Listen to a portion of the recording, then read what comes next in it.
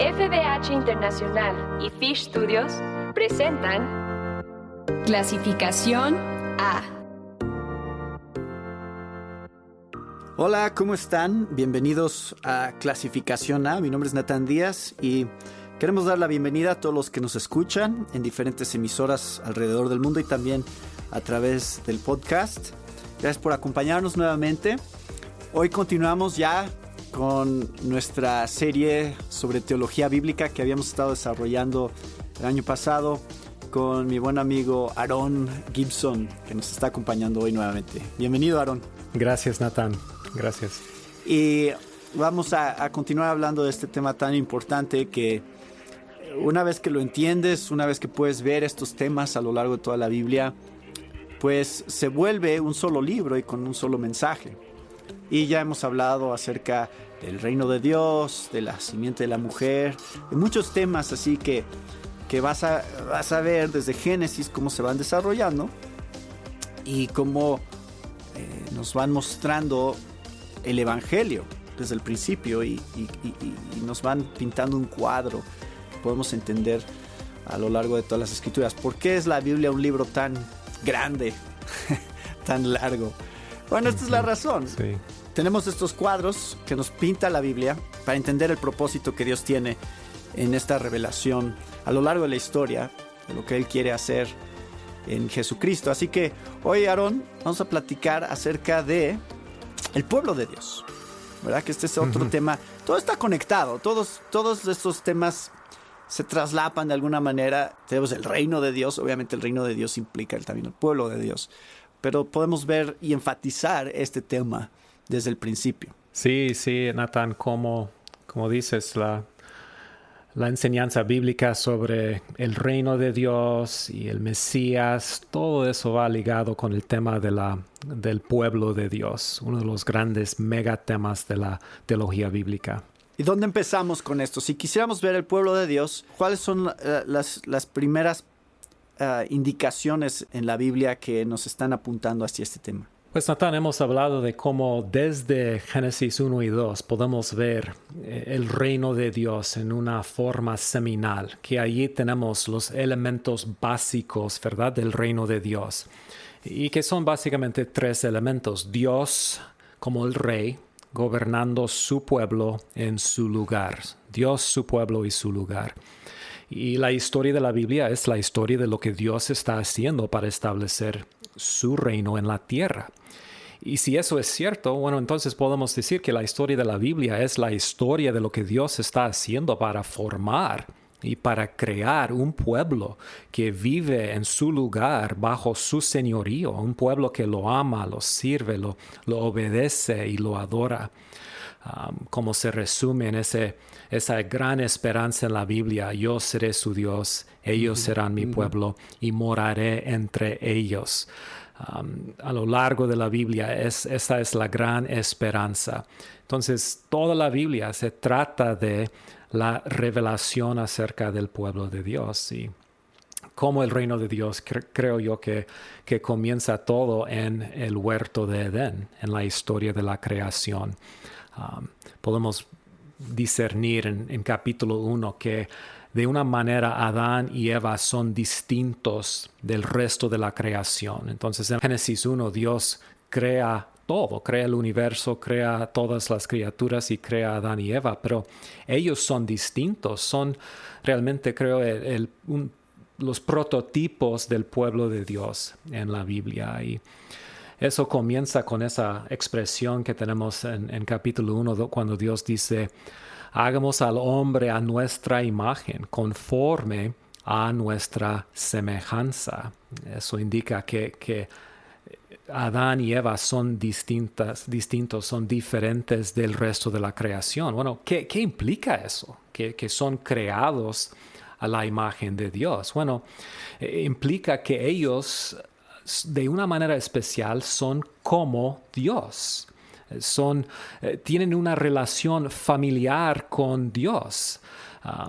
Podemos ver eso en capítulo 5, versículo 3, cuando se dice que Adán engendró un hijo a su semejanza, conforme a su imagen, y llamó su nombre Set. Entonces, una de las características de un hijo es que lleva la imagen de su padre. Entonces, Adán y Eva fueron creados para ser los hijos de Dios. Y por eso la genealogía de Jesús en Lucas 3 identifica a Adán como el hijo de Dios. Set es el hijo de Adán, Adán es el hijo de Dios. Y a lo largo de la Biblia, una de las características del pueblo de Dios es que son hijos, tienen esa relación familiar con Dios, y eso continúa hasta el Nuevo Testamento, cuando vemos a Jesucristo como el Hijo de Dios y a nosotros como los hijos de Dios. Hay otras cosas que enseña la historia de la creación. Como los hijos de Dios, Adán y Eva tienen el privilegio de vivir en la presencia de Dios, un tema que ya hemos visto también, ¿verdad? Y allí en la presencia de Dios, ellos sirven a Dios. Entonces podemos decir que ellos tienen el papel de un sacerdote. Un sacerdote es alguien que vive en la presencia de Dios y que sirve a Dios. Y por eso se dice que ellos tienen que cultivar y cuidar el huerto. Esas dos palabras son palabras que se usan luego para hablar del trabajo de los sacerdotes en el tabernáculo, en el templo. Entonces Edén es un templo, un gran templo huerto donde mora Dios y donde su pueblo vive en su presencia. Además, tienen un papel real. O sea, uno de las implicaciones de ser creado en la imagen de Dios es que el hombre representa la autoridad de Dios en la tierra. Entonces, cuando Dios dice, hagamos al hombre a nuestra imagen conforme a nuestra semejanza, explica las implicaciones de eso así. Señoreé en los peces del mar, en las aves de los cielos, en las bestias, en toda la tierra, en todo animal que se arrastra sobre la tierra. Una expresión de ser hijos de Dios y sacerdotes de Dios es que ellos representan la autoridad de Dios en la tierra. Tienen que sojuzgar y señorear la tierra. En otras palabras, Adán y Eva son virreyes o vicerregentes de Dios. Son hijos reales y sacerdotes de Dios. Y esa característica, esta descripción del pueblo de Dios jamás cambia en la historia de la Biblia. Fuimos creados para representar y reflejar a Dios en la tierra. Entonces, si queremos entender el concepto del pueblo de Dios, tenemos que empezar entendiendo el concepto de hijos de Dios.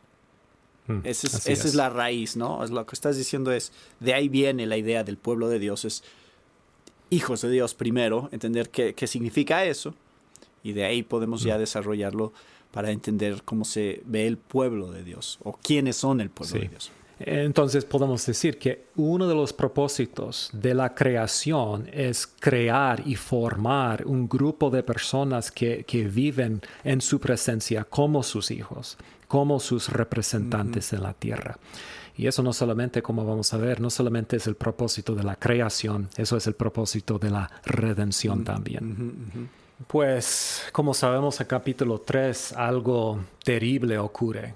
El hombre y la mujer caen de su lugar. Ellos buscan la autonomía y pierden su posición como los virreyes de Dios. Entonces, la pregunta es, ¿qué es lo que Dios va a hacer para formar su pueblo si Adán y Eva han perdido su lugar? Y pues hemos hablado de Génesis 3:15, que es se llama el protoevangelio. Es la primera revelación del evangelio. Ahí Dios tiene un plan, ¿verdad? Dice, pondré enemistad entre ti y la mujer, y entre tu simiente y la simiente suya. Entonces, este versículo nos ayuda a entender que Dios va a dividir toda la raza humana en dos grupos: la simiente de la mujer y la simiente de Satanás. Bueno, ¿quiénes son los hijos, la simiente de Satanás. No está hablando, ¿verdad?, de serpientes bebés. No, está hablando de las personas que se alinean con la serpiente. Y los hijos, la simiente de la mujer, es otra descendencia. Son los que aman y sirven a Dios. Y yo creo que el Nuevo Testamento confirma eso en 1 de Juan 3, cuando Juan habla de esos dos grupos y usa palabras como simiente y nacido, hijos. Dice, el que practica el pecado es del diablo, porque el diablo peca desde el principio. Entonces hay personas que son como el diablo, son como su padre, ¿verdad? Es lo que Jesús dice en Juan capítulo 8. Ustedes no son hijos de Dios, no son hijos de Abraham, son hijos del diablo, ¿verdad? Entonces Juan dice en 1 de Juan, todo aquel que es nacido de Dios no practica el pecado. ¿Por qué? Porque la simiente de Dios permanece en él. Allí tenemos esa idea de la simiente de Dios, los descendientes que son hijos de Dios. No puede pecar porque es nacido de Dios. En esto se manifiestan los hijos de Dios y los hijos del diablo. Dos linajes, dos descendencias. Todo aquel que no hace justicia y que no ama a su hermano no es de Dios. Entonces los hijos de Dios es ese linaje de personas que aman a Dios y sirven a Dios, que como portadores de la imagen de Dios son como su Padre. Y entonces la historia de la Biblia es la historia de esos dos grupos de humanidad. Otra cosa que Génesis 3:15 nos enseña es que la historia de esos dos grupos será una historia de conflicto. Pondré, dice Dios, pondré enemistad entre los dos. Entonces, a través de la historia vemos a la simiente de la serpiente buscando destruir a la simiente de la mujer. Pero otra cosa que Génesis 3:15 nos enseña, un punto que hemos visto antes, es que no solamente habla el versículo de una descendencia, una simiente colectiva, también habla de una simiente singular, un Él que vendrá y aplastará la cabeza de la serpiente. Claro. Y eso nos ayuda a entender que el plan de Dios para formar su pueblo tiene que ver con la venida de ese libertador, ese salvador futuro que representará toda la descendencia de la mujer, toda la simiente de la mujer, todos los hijos de Dios. Y como bien sabemos, el Nuevo Testamento es el Hijo de Dios, es la imagen perfecta de Dios que será la persona responsable para reorganizar y reformar y recrear el pueblo de Dios. Pero después de Génesis 3, entonces, la historia de la Biblia es la historia de esos dos descendencias, esos dos grupos de humanidad y lo que Dios está haciendo para formar y desarrollar ese pueblo de Dios. Y finalmente lo que Dios está haciendo para levantar esa simiente singular que vendrá para redimir a ese pueblo. Y la historia entonces sigue Génesis 4, ¿verdad? Tenemos la historia de dos hijos de Adán. Y hay enemistad entre los dos y uno mata al otro. Entonces Dios levanta a Set, otro hijo de Adán, que es un nuevo representante del linaje. Y así sigue la historia. Entonces esos son dos momentos importantes, Génesis 1 y 2 y Génesis 3, que nos ayudan a entender a qué se refiere el pueblo de Dios. Entonces, para resumir, desde el principio, solo hay dos categorías de seres humanos. Solo hay dos. Así es. No hay más. No hay más que los que son hijos de Dios, los que son enemigos de Dios. Hijos de Dios o hijos del diablo. Esas son las dos únicas categorías que pueden existir. Y vas a encontrar esas dos categorías a lo largo de toda la Biblia. Sí, así es. Y la revelación que sigue, pues sigue dándonos más información acerca de esos dos grupos y más revelación acerca de la identidad específica, especialmente del pueblo de Dios. Y Por eso tenemos las genealogías en los primeros capítulos de Génesis. Y esas genealogías nos llevan de Adán y Set hasta un hombre que se llama Taré, que se presenta como el padre de Abraham o Abraham. Y así aprendemos que la promesa de la simiente de la mujer se cumplirá en él. El plan de Dios para formar su pueblo se va a centrar en este hombre, Abraham, y su descendencia. ¿Y cómo abre la historia de Abraham? Bueno, vemos que Abraham es llamado por Dios y es separado de las naciones. Génesis 12:1 dice, Jehová había dicho a Abraham, vete de tu tierra y de tu parentela y de la casa de tu padre a la tierra que yo te mostraré. Entonces Dios llama a Abraham y lo separa de su familia, de su tierra, y eso es algo importante. ¿Qué es el pueblo de Dios? Es un grupo de personas que han sido llamados por Dios y han sido separados del mundo a Dios. Eso es lo que significa ser santo. Un santo es alguien que ha sido separado. Además, podemos ver en Abraham que el pueblo de Dios es alguien escogido. Es un hombre escogido por Dios, por la gracia de Dios.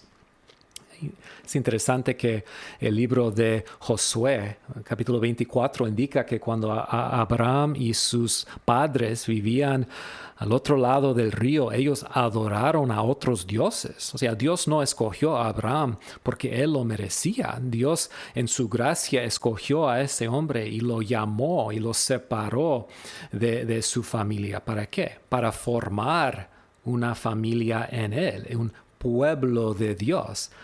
Y entonces en esas promesas a Abraham podemos ver dos elementos del reino de Dios, el pueblo de Dios y el lugar del reino, porque Dios promete darle una tierra. ¿Y qué es esa tierra? Es un lugar donde él y su descendencia pueden vivir en la presencia de Dios.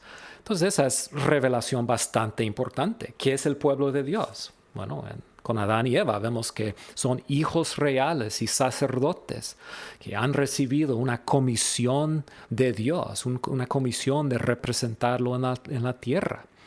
En la historia de Abraham siguen esos temas, pero vemos que el pueblo de Dios es un grupo de personas escogidos por Dios y llamados por Dios y separados por Dios a Dios.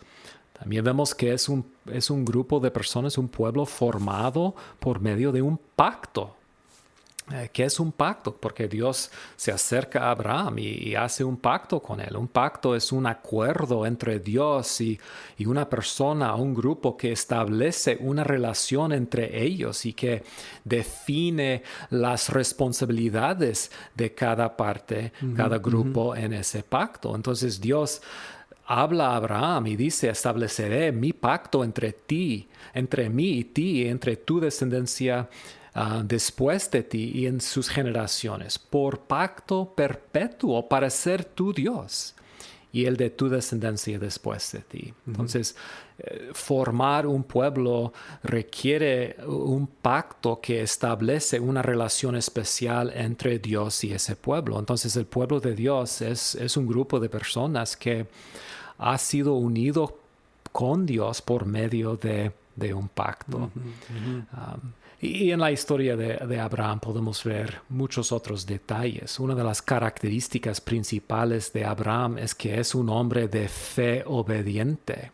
Entonces, ¿qué es lo que Dios exige de las personas que están en un pacto con Él como su pueblo? Bueno, Él pide que ellos sean personas de fe, que ellos crean en Dios. Entonces, Abraham en la Biblia es el prototipo del pueblo de Dios porque es el prototipo de un hombre de fe obediente. Hebreos, por ejemplo, dice que por la fe, Abraham, siendo llamado, obedeció para salir al lugar que había de recibir como herencia. Por la fe, Abraham, cuando fue probado, ofreció a Isaac. Entonces, es un hombre que escucha la voz de Dios y responde en fe, y es una fe obediente. Y por eso Génesis 15:6 dice que Abraham creyó a Jehová y le fue contado por justicia. Él es el prototipo del pueblo de Dios en las generaciones que siguen. ¿Qué es el pueblo de Dios? Es un grupo de personas, un grupo de pecadores escogidos por la gracia de Dios, llamados por Dios, separados por Dios a Dios, para vivir en fe obediente delante de Él. Es un grupo de personas que ha sido justificado por la fe. Y como Adán y Eva, Abraham recibe una comisión. Esa comisión es ser de bendición no solamente a sus descendientes físicas, sino también a todas las naciones. Claro. Dios le dice, serás bendición, serán benditas en ti, ¿qué? Todas las familias, ¿verdad? De la tierra. Entonces Dios cambia su nombre de Abraham a Abraham, que significa padre de una multitud, y le dice, tú serás padre de muchas naciones. Y si estamos leyendo el libro de Génesis por primera vez, no entendemos exactamente lo que significa eso. Pero lo que implica es que la descendencia de Abraham no se va a limitar, ¿verdad?, a esa descendencia física, que es una sola nación, sino que va a extender a muchas naciones. Sí. Entonces, otra vez, la historia de Abraham nos revela muchos detalles importantes acerca del plan de Dios para su pueblo. Y es ahí que entendemos que además la simiente singular también vendrá de Abraham, no solamente la simiente colectiva. Y entendemos entonces que el Mesías futuro, ese libertador prometido en Génesis 3:15, será un hijo de Abraham. Y así comienza el Nuevo Testamento, identificando a Jesús como el hijo de Abraham, esa simiente prometida. Entonces, estamos viendo ya exactamente cómo el Antiguo Testamento prepara todo el escenario. Nos está mostrando exactamente a qué se refiere pueblo de Dios. Y cómo, ya mencionaste un poquito de esto, cómo se va a conectar el Nuevo Testamento con el Antiguo en este tema del pueblo de Dios. ¿Qué significa ser el pueblo de Dios? ¿Cuál es su naturaleza? ¿Cuáles son sus características? Eso ya se ha estado viendo todo el Antiguo Testamento, y todo lo que significa pueblo de Israel como nación escogida y pueblo de Dios va a encontrar su verdadero cumplimiento en el Nuevo Testamento, en una categoría en la cual nosotros también estamos incluidos. Sí, exactamente. Y cuando los autores del Nuevo Testamento buscan lenguaje, vocabulario, palabras e ideas para describir el pueblo de Dios, ¿a dónde van? Bueno, van al Antiguo Testamento y usan palabras como hijos y reyes y sacerdotes, gente escogida, gente separada, gente santa, hijo de Abraham, simiente de Abraham. O sea, esas palabras son palabras que los autores mismos del Nuevo Testamento usan para describir a la iglesia, el pueblo de Dios en el Nuevo Testamento. No tienen que inventar nuevos conceptos o nuevas ideas para describir a ese pueblo. Pues, Aarón, hay más que podemos decir acerca de esto. Vamos a continuar hablando sobre esto en el próximo programa. Sí, y de hecho, si seguimos en el siguiente libro, el libro de Éxodo, pues vamos a recibir aún más revelación sobre ese pueblo que también se encuentra en el Nuevo Testamento. Bueno, para el próximo programa podemos continuar hablando acerca de esta idea del pueblo de Dios. Porque no quiero limitarte, no quiero que sientas que tienes que brincarte cosas. Vale la pena que ahondemos en este tema, y en el próximo programa podemos seguir desarrollando más acerca de esta idea del pueblo de Dios. Lamentablemente se nos acabó el tiempo, pero tenemos más tiempo en el próximo programa, y quiero que la gente vaya viendo y vaya dándose cuenta de cómo todo esto se va a conectar con lo que conocemos en el Nuevo Testamento que se cumple en la iglesia específicamente. Así es. Pues gracias Aarón por acompañarnos en este programa, y continuamos. Gracias, Natán. En el próximo, hablando de este tema tan interesante y tan importante de teología bíblica, el pueblo de Dios. Sí, ha sido un placer, hermano. Gracias, Aarón, y gracias a todos ustedes que nos han acompañado en este programa con otro tema de interés para la familia de hoy. Recuerden que nos pueden encontrar en las diferentes redes sociales como Clasificación A y acompáñenos en el próximo programa. Se despide de ustedes, Natán Díaz.